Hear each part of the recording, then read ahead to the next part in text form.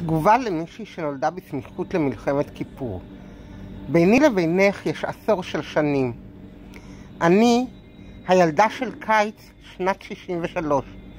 במלחמה אז הייתי ילדה, שאולי מזמן מבינה, שאולי רק מתחילה להבין.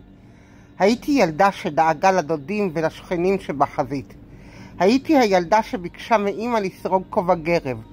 הייתי הילדה שהביאה דברים לחבילות שנשלחו לחיילים. הייתי הילדה שכל יום שרה לו יהי. הייתי הילדה שלמדה להכיר את האחים והאחיות ועודד תאומי. הייתי הילדה שהבינה לבד כשהודיעו על נפילתו של השכן האח. הייתי הילדה ככל הילדים של אז, הילדה שצלצול טלפון אחד את חייה לעד שינה. ועכשיו אני אותה הילדה, רק בוגרת ביובל שנה.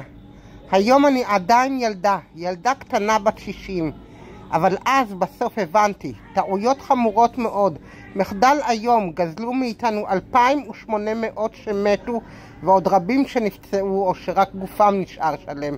והיום, בגלל זדון ורהבתנות משני הצדדים, תוך יום אחד איבדנו רבים יותר מאשר בחצי כל המלחמה ההיא.